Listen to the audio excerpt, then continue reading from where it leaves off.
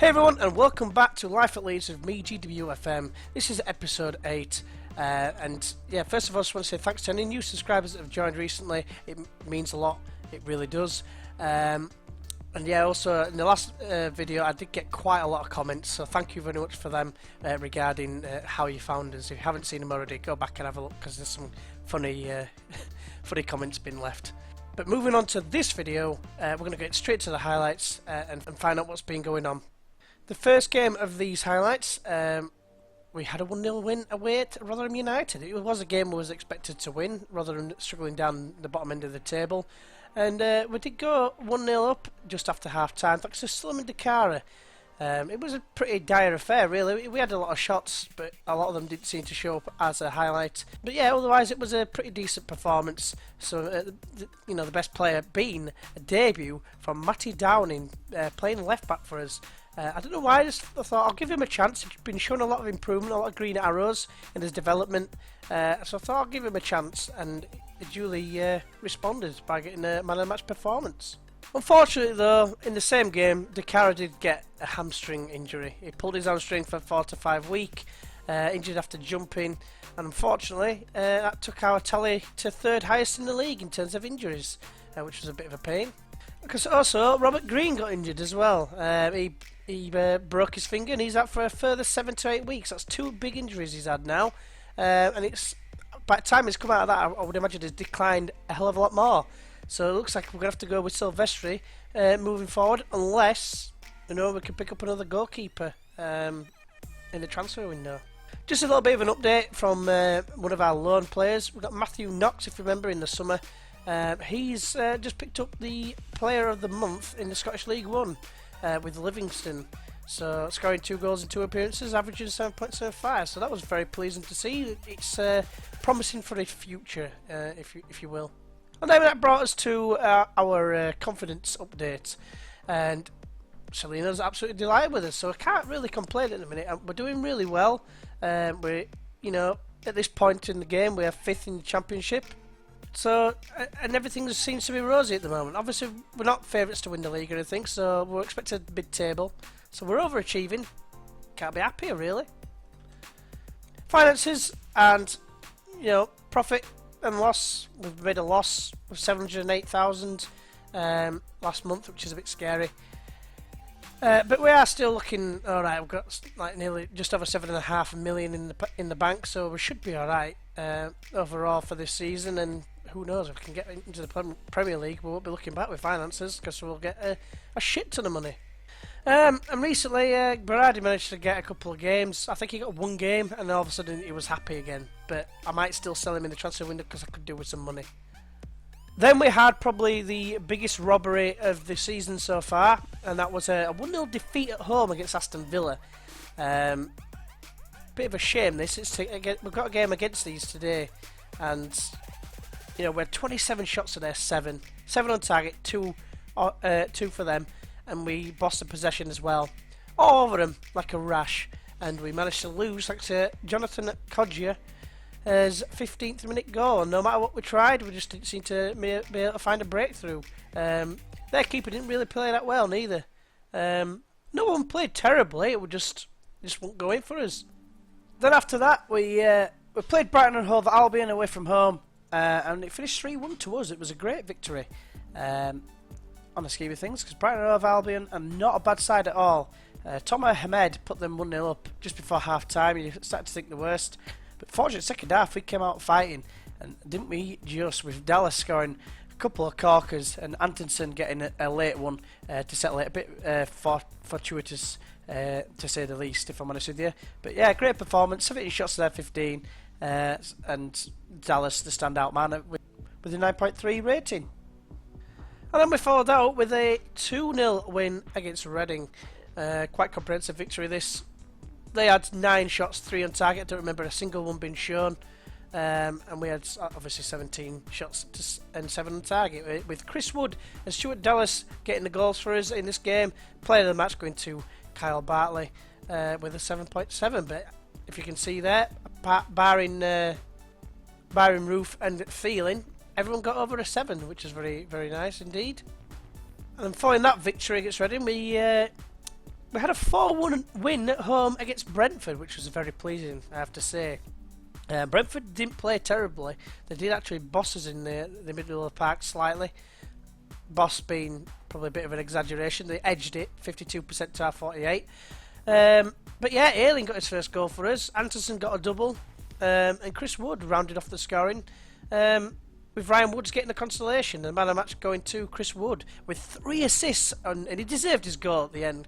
3 assists is crazy for a striker. And he's been playing really well. Worth noting that I did actually continue to follow what Adam Pearson said about changing Chris Wood to target man, and it does seem to be paying dividends at this moment in time. So once again, I need to say thanks to you, good sir. Pablo Hernandez, unfortunately, picked up an injury in training, 3 to 4 week injury, damaging his shoulder lifting weights, which is a bit of a pain. And his actual his loan agreement is actually up at, I think it's the 2nd of February. So it's going to be interesting if he comes back or not. We do need to maybe have a look in the transfer market to see if we can get someone else in, because we've got an agreed fee of £1 million. Now the thing we've got to think about is, yes, he's a very good player, but he's 31 year old, and £1 million is a lot of money for a 31-year-old winger. You know what I mean? Because that's where he's going to be playing. He's going to be playing on the wing. But I don't know. He's getting on a bit, so I might have to look for someone else. Unfortunately for him. We'll cross that bridge when it comes to it, though. Then we went and played against former boss Simon Grayson, and didn't we play well? 4-1 away from home against Preston. Preston, bit of a decent side, a bit of a dark horse this season in real life, if I'm being completely honest. Gone about their business almost as equally as under the radar as us in real life. But yeah, thanks to goals from Chris Wood, Calvin Phillips and Marcus Anderson, and Thielen finally getting his first goal for the club. 4-1 win. Hugo getting the consolation, but at the time it was to make it 2-1. They've got some decent players. Or players that were supposed to be decent at one point. Aidan McGeady, for instance, he was class. Anders Lindegaard, the former Man United reserve goalkeeper. Very tough game on paper, but we made it look really easy. And after that result, we managed to get given another contract. Shelley is that happy with us that he wants us to sign on for a further 2 years. So that is something I will most certainly be doing. And there you go, league expectations, mid-table. We're flying high in 5th at this moment in time, which we'll get into the league table properly. But yeah, we did accept it and we signed it. I think I got offered a wage increase, but I thought, you know what, no, I'll just keep it the same amount and accept it at the same amount, because at the day, 12 and a quarter grand a week is plenty, isn't it, really? So yeah, very happy with that result. So these were the results since you last joined us. You obviously joined us in the Newcastle game, which is in real life today. Yeah, we lost 2-0 in that game, but since then, nice amount of green circles there. The only blip being against today's opponents, Aston Villa. But yeah, we've got them today, and then after that we've got the January transfer window, so who knows? We've got some new faces. Let's see how we get on today against Aston Villa. But first, let's have a look at the competitions. And so far, we are in 5th place, as mentioned before, winning 13 games. We're 4 points clear of 6th place Ipswich and 7th place Birmingham. So it's a little bit of a cushion now, and if we can win today's game against Villa, who are just behind us in 8th, well, not just behind us, but they're a bit behind us in 8th. They could jump to within 2 points of us if they beat us again. But I'm hoping we can beat them here, because I don't think we were robbed at our place. Let's put it that way. And worth noting, we've got Port Vale in the 3rd round of the FA Cup, so it's probably not going to be a show. So moving on to Aston Villa, today's opponents, and they do of course play at Villa Park, a stadium that holds 42,785. Big club, of course. Been in the Premier League for forever, until this season when they got relegated last season. But they've always been, as long as I've been alive, in the top division, as far as I'm aware. I could be incorrect on that assumption, but I don't think I am. But they've got Steve Bruce at the helm, and as you can see, a very good manager. Not quite as good as Rafa Benitez, but he's still very good at this level. Easily a Premier League manager, in my opinion. The captain is Tommy Elphick, formerly of Brighton and Hove Albion and Bournemouth. Looks very good. No, there's a leader, born leader, of course. Leadership 18, teamwork 16.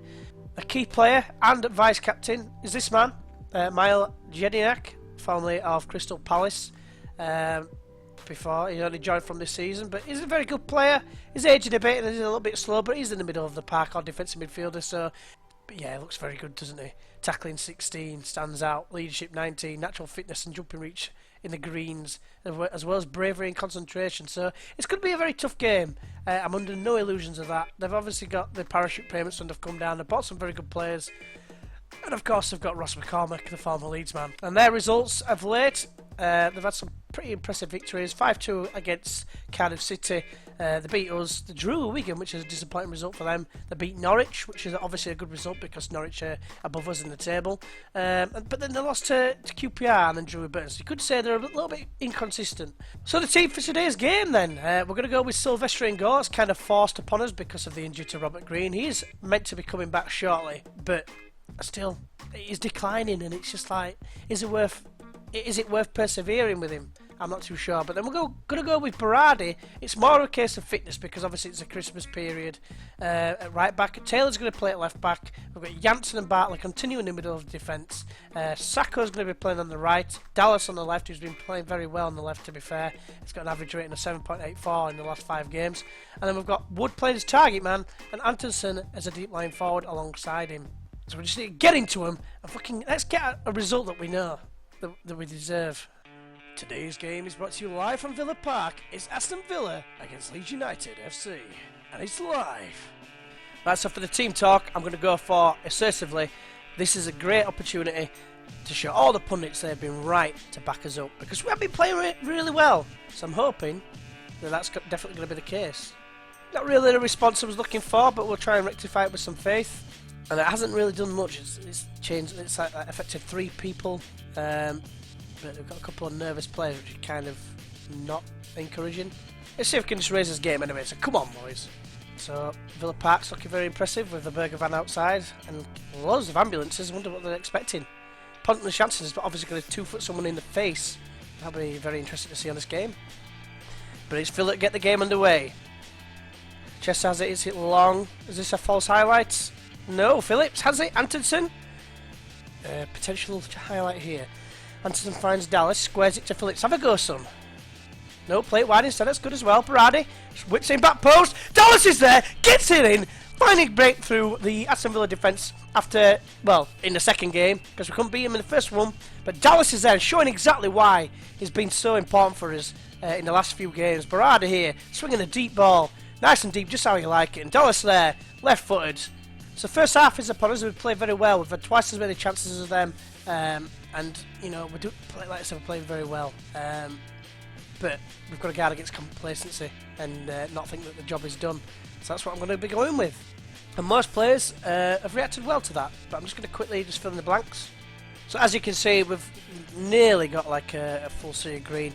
But one of the things that I really like about this game is when you know someone is a proper angry player and they've got like a proper angry face. I remember Rodolphe Austin, if anyone remembers him, and it says body language seems aggressive. I love that, and it says it right now for Gitano Berardi. So hopefully he'll take that into the second half and not get sent off, but maybe just cream McCormack or someone like that. So second half is underway. Wood gets us underway. We're going from left to right in the famous white shirts. Sacco though on the right hand side. Is it an early chance? He whips it in. It's gone wide. Right, so since then, nothing has actually happened. So I'm going to bring on Kamaru for Hadi Sacco. Dallas is going to move over to the right and Roof on the left. And Thielen's going to come on. He scored last time out. Hopefully, he's going to found that to help his confidence enough that he's going to score some more. He's going to come on for Chris Wood, who's had a particularly poor game. Right, there's a chance for Villa here. McCormack crosses in. Berardi heads away. Comes back out to McCormack. Squares it to Elphick. Now it's Abdo. Delart. Crosses in back post. McCormack crosses back again. They're playing. They can't decide to who wants the ball, but eventually McCormack scores against his former team. Former player syndrome in full effect. And Silvestri parries it into his own net like a gimp. Yeah. Just like playing tennis. One side at net to other. Yeah. Nice one. Cheers. Cheers, Silvestri. Right, so 10 minutes to go. 1-1, of course. And I'm going to bring on Dukara for Antonsen. He's been out injured recently. I'm going to try and get him back into the first team a bit slowly because obviously he's been out injured, pulled his hamstring if you remember. I'm just hoping that he can do something here because that was a bit undeserved in my opinion. That goal. Well, did all sorts there, did demand more. The team talk and nothing's happened unless Baker's going to score here. Gastedi has it on the right hand side. Squares it, it's cleared away Berardi. That'll be the last action of the game. A disappointing 1-1 draw. Looking at the stats, 19 shots to their 6, and again I feel a bit robbed really there. We were unfortunate, so I will go with that. And not as much response as what I would have liked really. A couple of nervous players for some reason there. Calvin Phillips and Chris Wood and people like that were Sacco were nervous and just like what the hell, roof. But anyway, as a result, that leaves us, and as you can see there, the chances, which is just shocking. That leaves us on 44 points. No danger of relegation at all here. But yeah, it does leave us 2 points adrift of Huddersfield, so Boo will be loving that. 4 points behind Wolves, so Dave Azapadi will be loving that. So yeah, it's going to be pretty tight, so we need to put things right in the next game against Rotherham United. That's who we've got next. We need to put things right against them. Then we've got the FA Cup round tie against Port Vale. But the game that we're going to do is Blackburn Rovers. First game of February, which means that the transfer window should be over. But not only that, there could be a change of that if we get past Port Vale, which I fully expect us to do so, but you never know. If we get like a decent draw, like a Premier League side in the fourth round, then who knows, I might do that. We'll have to wait and see, but it all depends if we get past Port Vale and who we get. But otherwise it'll be Blackburn Rovers. So, that's it. Thank you very much for watching. It's been a bit of a disappointing result in the end, but I just want to quickly ask you, do you think I should change the live com to extended highlights? Because I've currently got it on key, just to try and keep the episode shorter. Because obviously if you do have extended, sometimes there could be a shitload of highlights to go through. That is the only thing. Obviously I wouldn't do it for the offline ones, but for the live comms, just let us know in the comments. But yeah, once again, thank you very much for watching. Thank you very much for the new subscribers and the old subscribers. Thank you very much for the likes. It's been very much appreciated. It's crazy how quickly my channel is growing compared to what it was this time last year. So, thank you very much, and hopefully you'll continue to enjoy the content. But like I said, we've got Blackburn Rovers in the next live com, unless of a big draw in the FA Cup. But yeah, if you have enjoyed, please press that like button. If you'd like to see more, feel free to subscribe. And yeah, until next time, I'll see you then. Bye bye.